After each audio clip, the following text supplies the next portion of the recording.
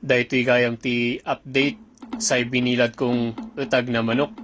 Nagkaroon na pala ng maraming gus o kaya wormis. Kadagijay viewers tayo dito nga maselan. Pasintabi po. Huwag nyo na lang pong panoorin para maiwasan natin ang hindi magandang comments. Good vibes lang. Hindi naman kayo ang kakain dito. Bali ito rin po yung hita. Ito sana yung pinakamasarap na part ng manok. Pero wala pa rin pinatawad yung mga gus. Yan, buklatin natin itong kanyang balat. Makikita natin yung mga wormies. Napakarami ding wormies itong hita ng manok. Hindi ko po alam kung paano nagkaroon. Pero tignan natin mamaya. Pati itong chicken breast, wala pa rin pinatawad yung mga wormies. Talaga nga pinagbalayan danmat ito'y naatag na manok. Nagbalinan nga syudad, tikinat aduna dagito nga wormis. Ni, at dapat dito'y igid-igid na.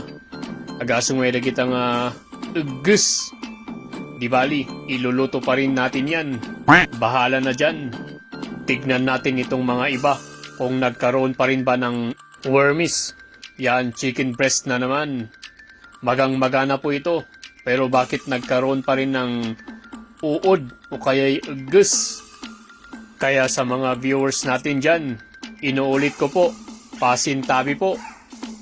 Kahit wag nyo na lang pong panoorin.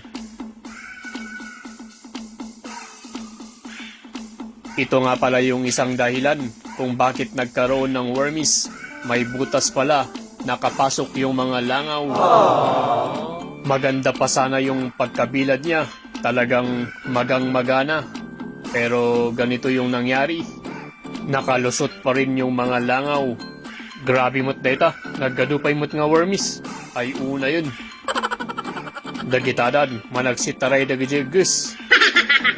Habang tumatakas yung mga wormis, hihiwain ko muna itong sibuyas, panggisa. Mantika na naman sa pressure cooker at ilagay na itong sibuyas. Imekos-mekos na naman.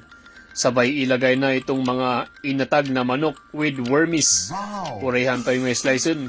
Ganyan na. Marwam. Urayhan tayo nga kargaan tinateng. Para ganyan na lang. Purong-purong utag with wormis. Ikiwar-kiwar lang natin. Hanggang magmantika ng konti. Tapos lagyan natin ng tubig.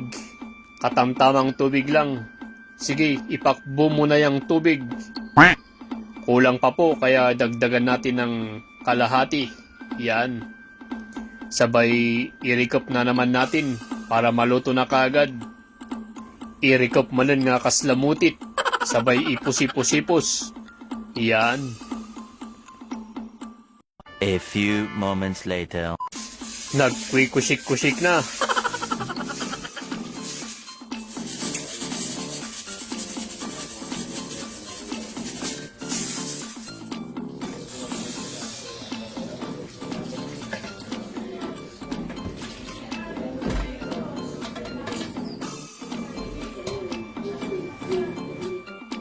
Lokatan tayon ta kitan tayon tinangyari kadagijay gus.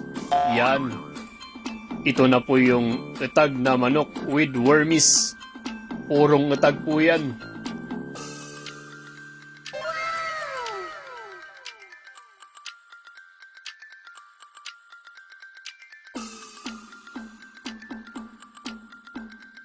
Ito na rin po yung kanyang sabaw. Nag-swimming-swimming yung mga gus. Yan. Manganan manan kaparswa. Ano san tayo timangan ti etag nga manok nga dati gus na. Kadagijay viewers tayo dita. Pasintabi na naman po. I love you all.